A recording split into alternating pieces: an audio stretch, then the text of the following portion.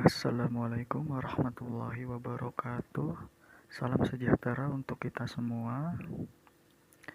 Pertama-tama, marilah kita panjatkan syukur kepada Allah Subhanahu wa Ta'ala karena telah memberikan rahmat dan kesehatan kepada kita, dan tak lupa juga sholawat serta salam semoga tetap terlimpah curahkan kepada junjungan kita baginda Nabi Muhammad sallallahu alaihi wasallam. Baik, kami dari kelompok 5 yang terdiri dari saya Muhammad Bayu Satrio sebagai moderator dan anggota saya yaitu Denis Alfiansah, Rangga Aditya, Sarah Husnul Mumtazah, Alvina Damayanti, dan Zaini Muhtarom. Pada hari ini kami akan mempresentasikan makalah kami yang berjudul menggunakan media sosial untuk keperluan bisnis. Seperti yang kita ketahui, media sosial tidak hanya digunakan untuk mencari informasi dan berkomunikasi saja. Sekarang kita sudah bisa bisnis menggunakan media sosial. Tentang bagaimana sih tata cara untuk berbisnis di media sosial, bagaimana cara mengelola bisnis di media sosial dengan baik dan benar.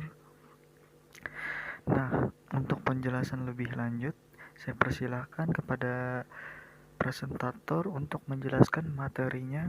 Kepada presentator, saya persilahkan. Baik, terima kasih. Perkenalkan, nama saya Rangga Aditya sebagai presentator pertama yang akan menjelaskan materi tentang menggunakan media sosial untuk keperluan bisnis. Nah, apa itu media sosial? Media sosial adalah media untuk bersosialisasi satu sama lain dan dilakukan secara online yang memungkinkan manusia untuk berinteraksi tanpa dibatasi ruang dan waktu. Saat ini terdapat berbagai macam media sosial untuk bisnis. Beberapa contoh media sosial untuk bisnis diantaranya ada Facebook, YouTube, blog, Instagram, Twitter, dan TikTok. Mungkin beberapa dari Anda sudah memanfaatkan media sosial untuk bisnis yang sedang Anda geluti. Kehadiran media sosial ini penting untuk meningkatkan pengunjung ke website bisnis online Anda, di mana website Anda berfungsi sebagai media bisnis online dan media sosial berfungsi sebagai marketing channel atau kanal marketing. Sederhananya, media sosial adalah jembatan yang mengarahkan orang-orang untuk mengunjungi website toko online yang Anda jalankan. Mengapa menggunakan media sosial untuk bisnis? Adalah hal wajib bagi pemilik bisnis online yang memanfaatkan media sosial sebagai kanal marketing. Mengingat masyarakat Indonesia memang merupakan masyarakat yang aktif di jejaring sosial. Menurut data yang dirilis oleh We Are Social, penggunanya di Indonesia mencapai 130 juta orang, dan waktu yang dihabiskan di jejaring sosial perharinya adalah 3 jam 23 menit.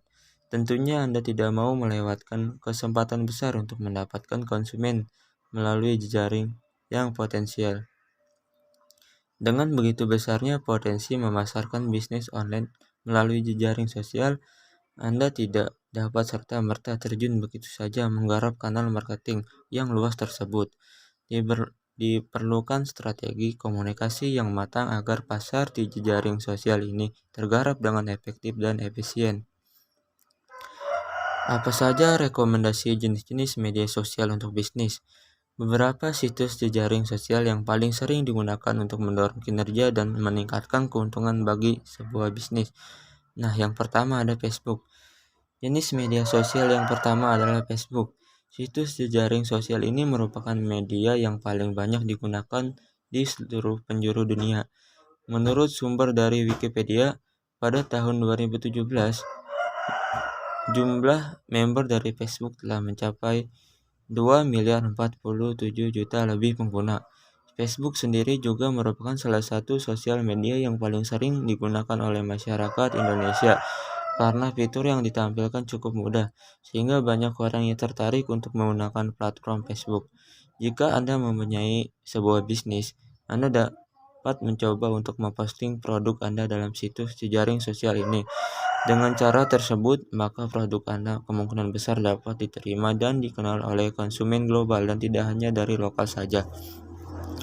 Kemudian juga terdapat fitur untuk menampung produk Anda yang biasa disebut dengan platform marketplace. Anda tidak perlu repot atau bingung untuk membuat website online shop sendiri. Cukup daftarkan akun dan produk Anda melalui marketplace yang disediakan Facebook. Maka Anda dapat melakukan transaksi jual beli online dengan lancar dan tersistem. Yang kedua ada YouTube. Ketika efek dari pandemi COVID-19 masih melanda, aturan untuk menjaga jarak juga wajib untuk diperhatikan oleh seluruh lapisan masyarakat, sehingga banyak orang yang menghabiskan waktu untuk bermain-main dengan media sosial. Salah satunya adalah dengan menonton sebuah tayangan dalam YouTube. YouTube merupakan salah satu platform penyedia layanan streaming dan video secara online. Namun, Anda juga dapat memanfaatkan fitur tersebut untuk mempromosikan produk atau jasa layanan Anda. Dengan membuat akun channel YouTube, Anda akan mematuhi segala macam peraturan yang telah ditetapkan oleh pihak YouTube. Kemudian Anda mencoba untuk membuat channel sesuai dengan konten dari pekerjaan Anda. Keuntungan dapat diperoleh dari hasil banyaknya traffic, kunjungan dari penonton, dan akan diakumulasikan melalui Google AdSense. Jadi sosial media YouTube juga dapat digunakan sebagai alat monetisasi. Anda dapat menghasilkan uang dengan membuat konten yang menarik sesuai dengan jumlah traffic atau pengunjung yang datang ke channel tersebut. Nah, yang ketiga ada Instagram. Saat ini Instagram merupakan salah satu sosial media paling populer, terutama bagi pengguna internet di Indonesia, dengan total pengguna aktif mencapai 61 juta orang. Dengan rata-rata usia yang aktif menggunakan platform ini adalah berada di rentang 18 sampai 24 tahun. Kelebihan dan fitur yang dimiliki oleh Instagram terletak pada Instagram Story, Feed, dan IGTV. Anda juga dapat memanfaatkan Instagram untuk kebutuhan bisnis seperti promosi produk, jasa, atau layanan yang Anda miliki. Selain itu, di dalam Instagram juga menyediakan berbagai fitur deteksi wajah atau filter yang menggunakan bantuan AR, Augmented Reality, sehingga dapat menghasilkan foto atau video yang menarik dan dapat dijadikan sebuah konten. Dan fitur yang paling penting untuk menunjang bisnis Anda adalah Instagram Ads, di mana Anda dapat mempromosikan produk melalui layanan iklan yang tersedia, sehingga produk tersebut dapat menjangkau konsumen secara global dan luas. Terima kasih, sekian dari saya. Materi selanjutnya akan dilanjutkan oleh teman saya.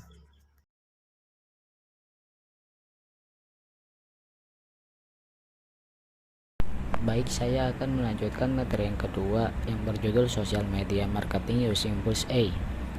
Teknik Bull's-Eye atau infografis. Teknik Bull's-Eye ini adalah teknik yang dikembangkan oleh Gabriel Weinberg dan Justin Marsh dalam buku berjudul Traction untuk memetakan strategi pemasaran di media sosial.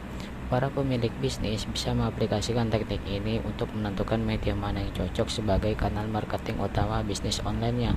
Teknik ini terdiri dari 5 langkah. Yang pertama, brainstorming, rank, priorities, test, dan focus on. Yang pertama ada brainstorming. Apa tujuan dari brainstorming? Nah, tujuan dari brainstorming ini adalah menganalisis potensi setiap media sosial untuk bisnis online Anda. Buat list berisi semua media sosial populer yang ada tanpa terkecuali. Masukkan juga ide-ide yang bisa diaplikasikan di setiap media tersebut. Di tahap ini Anda baru membuat hipotesis atau dugaan memperkirakan sosial media untuk bisnis yang cocok untuk pasar bisnis online Anda. Yang kedua, rank. Pada tahap ini Anda mulai mengelompokkan media-media yang ada di daftar tadi ke dalam 3 kategori. Kategori pertama adalah inner circle, yaitu media sosial yang paling menjanjikan dan ide-ide yang paling menarik. Kelompok kedua adalah potensial, yaitu media sosial yang mungkin berhasil tetapi tidak semenjanjikan kategori pertama. Kategori ketiga adalah long shot, yaitu media sosial yang memerlukan waktu lama dalam mengaplikasikan ide-ide di tahap pertama. Yang ketiga ada priorities. Setelah mengelompokkan media sosial dalam 3 kategori, sekarang adalah saatnya untuk fokus pada satu kategori, yaitu inner circle. Inner circle ini adalah perkiraan media sosial yang paling menjanjikan untuk bisnis online Anda. Setidaknya ada 3 media sosial di kategori inner circle ini. Alasannya mengapa jumlahnya harus 3 adalah Anda akan menguji 3 media ini di tahap selanjutnya. Jika Anda memiliki satu media di kategori ini, Anda tidak dapat mengetahui potensi dari media lain yang mungkin menjanjikan. 3 media sosial dianggap sebagai jumlah ideal untuk melakukan eksperimen. Yang keempat, ada tes. Tahap ini adalah di mana Anda menerapkan ide-ide yang telah Anda tuliskan di 3 media sosial yang ada di kategori inner circle. Tujuan dari tahap ini adalah untuk mengetahui media mana yang layak dijadikan kanal marketing utama. Di tahap ini, eksperimen di 3 media sosial dilakukan secara bersamaan agar tidak ada bias pada salah satu media. Harus diingat bahwa proses eksperimen ini bukan untuk mendapatkan konsumen sebanyak-banyaknya dari satu media sosial saja. Eksperimen ini berfungsi untuk mengumpulkan data dan membuktikan asumsi awal. Jadi, dasar menentukan media mana yang cocok untuk bisnis online Anda bukan sebatas asumsi, tetapi berdasarkan data. Yang terakhir, yang kelima, ada focus on. Jika eksperimen di atas berjalan lancar, Anda akan mendapatkan data yang menunjukkan satu media yang paling sesuai untuk bisnis online Anda. Kemudian mulai arahkan usaha dan sumber daya untuk menunjukkan daya tarik produk Anda ke satu media sosial tersebut. Tujuan dari tahap ini adalah memeras semua usaha untuk meningkatkan daya tarik produk pada satu kanal marketing saja. Agar mendapatkan hasil efektif, Anda harus terus-menerus melakukan eksperimen di media sosial pilihan ini untuk menemukan cara paling optimal meningkatkan pertumbuhan penjualan. Untuk materi selanjutnya bisa disampaikan oleh teman saya, presentator ketiga, yaitu tentang manfaat sosial media marketing. Untuk materi selanjutnya, Baik, selanjutnya saya akan menjelaskan tentang manfaat sosial media marketing. Nah, apa sih manfaat sosial media marketing? Di sini saya akan memberikan beberapa manfaat dari sosial media marketing. Yang pertama, membangun dan menarik minat masyarakat. Menggunakan media sosial sebagai media pemasaran merupakan pilihan yang tepat karena kemampuan sosial media yang dapat membangun dan menarik minat masyarakat. Bagi pelaku bisnis, Anda akan diuntungkan dengan hal ini karena dengan sosial media, Anda bisa dengan mudah menarik minat masyarakat terhadap produk atau jasa yang Anda jual. Tapi itu akan mudah apabila konten yang disajikan menarik dan tepat sasaran. Yang kedua, membantu menemukan konsumen dan memperluas target pemasaran. Media sosial seperti Facebook dan Instagram membantu para pembisnis kecil untuk menemukan konsumen yang potensial. Jika Anda ingin memperluas target pemasaran menggunakan media sosial sebagai medianya sangat tepat, Anda bisa menemukan calon konsumen yang terdekat dengan lokasi bisnis Anda. Anda juga bisa menggunakan fitur location untuk menemukan calon konsumen Anda. Kemudian, untuk menemukan calon konsumen yang serupa, Anda bisa menggunakan hashtag yang terkait dengan bisnis Anda. Yang ketiga, memudahkan mendapat feedback secara langsung. Menggunakan sosial media sebagai media pemasaran memberikan Anda akses untuk menerima feedback positif maupun negatif dari konsumen, di mana informasi tersebut sangatlah berharga sebagai bahan evaluasi ke depannya. Ketika Anda mengeluarkan produk baru, maka para calon konsumen secara langsung bisa berpendapat mengenai produk yang Anda jual. Hal itu sangatlah menguntungkan bagi para pelaku usaha. Nah, yang terakhir, mengembangkan target pasar dan dapat menyaingi kompetitor. Dengan media sosial, Anda bisa mendapat informasi yang penting tentang kompetitor. Dengan begitu, Anda bisa meningkatkan strategi pemasaran. Dengan cara ini, Anda bisa menganalisa teknik seperti apa yang digunakan oleh kompetitor dan melakukan yang lebih baik dari apa yang mereka lakukan. Anda juga bisa menggunakan kesempatan ini untuk melihat kekurangan dan kelebihan kompetitor. Cari kompetitor atau pendahulu bisnis yang serupa dengan Anda. Kemudian, perhatikan teknik apa yang mereka lakukan dan Anda bisa membuat strategi pemasaran yang lebih baik dari mereka. Terima kasih.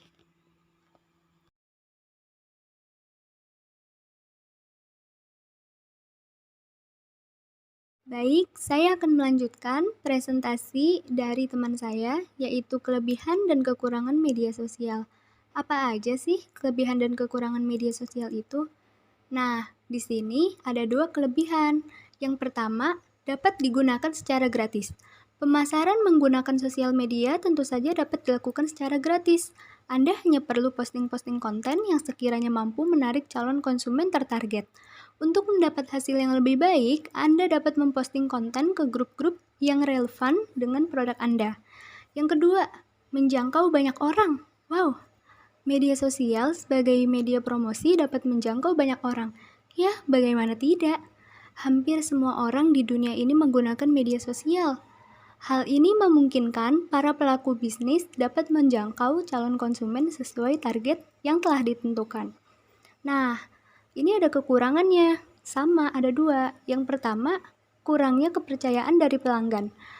Pemasaran menggunakan media sosial sangatlah mudah. Karena antara pembisnis dan calon konsumen tidak bertemu langsung, hal itu menjadikan kurangnya kepercayaan dari calon pelanggan tersebut. Tidak sedikit kasus penipuan melalui media sosial. Itulah yang terjadi faktor kurangnya kepercayaan para calon konsumen untuk bertransaksi melalui media sosial. Nah, yang kedua, pesaing cukup ketat. Sebagian besar pelaku usaha memanfaatkan media sosial sebagai media pemasaran karena aksesnya yang mudah dan biaya yang terjangkau. Dengan begitu, pemanfaatan sosial media sebagai media pemasaran sangatlah banyak, sehingga terjadi persaingan yang sangat ketat antara pelaku usaha. Selanjutnya, ada tips-tips mengelola media sosial untuk bisnis. Yang pertama, bentuk tim pengelola. Dengan memiliki tim khusus, pengelola sosial media untuk promosi bisnis online, pembuatan strategi komunikasi akan lebih mudah. Anda bisa mengatur tim dengan memberlakukan rotasi atau pergantian shift setiap berapa waktu sekali. Anda hanya perlu menentukan guideline sehingga tim Anda bisa konsisten mengelolanya. Tim pengelola ini penting karena tidak mungkin menyerahkan pekerjaan besar ini hanya kepada satu orang. Bekerja dalam tim akan membuat pengelolaan akan lebih ringan sehingga bisnis online Anda bisa selalu aktif. Karena idealnya sebuah bisnis online harus responsif setiap saat. Selanjutnya akan dibacakan oleh anggota kelompok saya. Baik, terima kasih. Saya akan melanjutkan presentasi dari teman saya, yaitu tips-tips mengelola media sosial untuk bisnis. Antara lain yaitu buat komitmen. Mengelola media sosial sebuah bisnis online bisa jadi hal yang menantang dan membutuhkan waktu yang tidak sedikit. Sebelum memulai pengelolaan, pastikan semua anggota tim menjadikan pekerjaan ini sebagai prioritas. Komitmen ini adalah pengingat untuk anggota tim bahwa tanggung jawab mereka besar karena kanal marketing adalah jembatan bagi para konsumen untuk datang ke bisnis online Anda. Lalu tentukan tujuan. Buatlah strategi dengan tujuan jelas dan terukur keberhasilannya. Jangan mengelola media sosial tanpa rencana dan tujuan jelas. Pikirkan bagaimana dengan memanfaatkan kanal marketing ini. Anda dapat meningkatkan brand awareness produk. Tingkatkan keberhasilan dari strategi Anda harus terukur agar lebih mudah ketika melakukan evaluasi. Buatlah tujuan yang menantang, tetapi tetap mungkin untuk dicapai. Selanjutnya, buatlah konten yang menarik. Pemilik bisnis online dituntut untuk selalu kreatif dalam menyediakan konten agar bisa menarik perhatian orang-orang di jejaring sosial. Konten marketing yang terbesar di jejaring sosial banyak jumlahnya. Anda harus punya konten yang segar dan kreatif untuk bisa menonjol di antara pesaing-pesaing Anda. Selanjutnya, dengarkan konsumen. Media sosial yang menyediakan platform terbuka yang memungkinkan pemilik bisnis online untuk berkomunikasi dua arah dengan konsumennya. Jadi, kanal marketing ini tidak hanya berfungsi untuk mempromosikan produk, tapi juga sebagai media untuk mendengarkan konsumen. Manfaatkan jejaring sosial untuk memahami konsumen. apa yang mereka inginkan dan butuhkan. Pendekatan seperti ini tidak hanya akan membantu para pemilik bisnis untuk mengerti konsumennya, tetapi dapat dimanfaatkan pula sebagai kesempatan untuk membentuk konsumen yang loyal. Terakhir yaitu buat kalender konten. Banyak perusahaan yang belum sepenuhnya mengerti bahwa media sosial adalah sebuah kanal marketing mandiri. Mengelola kanal marketing ini tidak bisa asal posting jika ingin membentuk komunitas konsumen yang aktif dan loyal. Buatlah jadwal konten yang menyeluruh dalam kurun waktu yang tertentu. Anda juga perlu merencanakan kapan konten harus dirilis dan di kanal yang mana. Cukup sekian untuk presentasi saya. Saya akan lanjutkan ke moderator kami. Terima kasih.